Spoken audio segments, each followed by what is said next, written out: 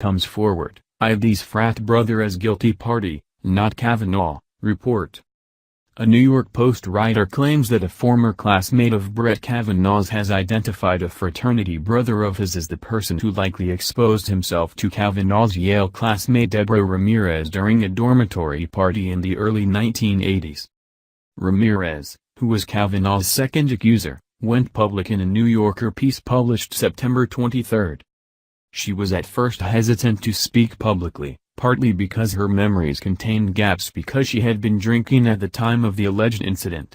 In her initial conversations with The New Yorker, she was reluctant to characterize Kavanaugh's role in the alleged incident with certainty, The New Yorker reported.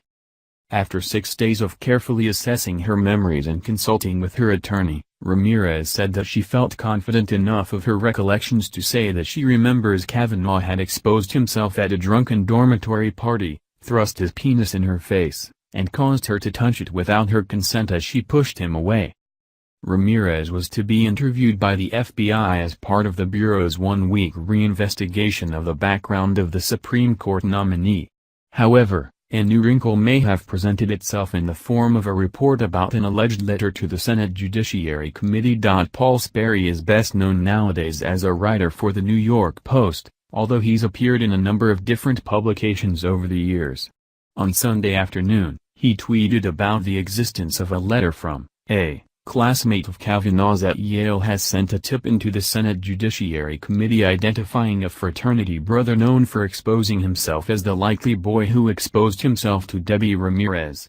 It's unclear what the original source for this is and Sperry doesn't elucidate. Few media outlets have picked this up yet and there doesn't seem to be much corroboration. So, what does this mean? As for the existence of the letter, while Sperry has made it clear both on his Twitter account and his writings for the New York Post that he doesn't believe the allegations against Judge Kavanaugh, he's also usually not blatantly wrong on these sorts of things. The likelihood is better than not that such a letter has been sent to the Senate Judiciary Committee by someone. As for the truth of the letter?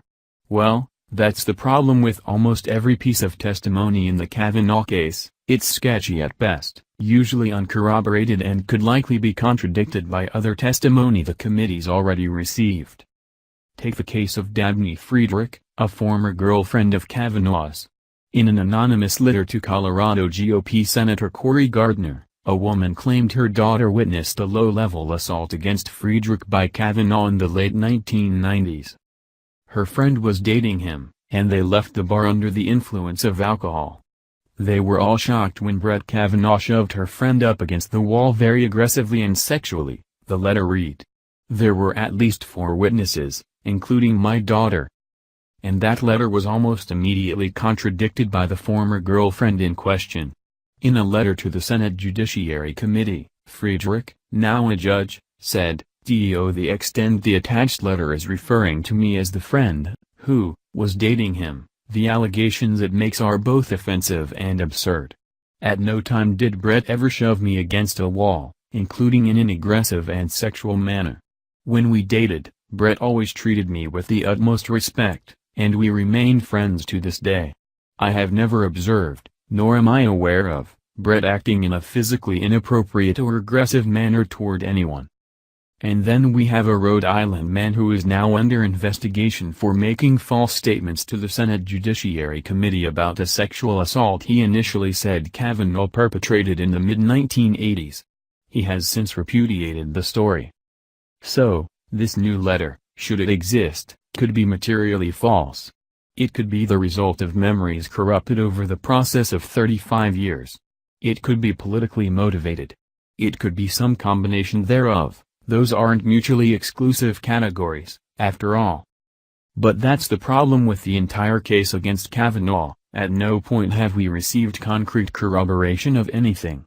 Christine Blasey Ford can't remember where the house was where Kavanaugh assaulted her or how she got home. None of her witnesses can corroborate her story. The same questions linger over the Ramirez case. That makes this letter pretty much the equal of anything that's been brought against Kavanaugh. Why should we believe one over the other? This is the problem of throwing these unverifiable cases against a public career that has been unmarred by personal or professional misconduct. We've been asked to treat the former as a condition that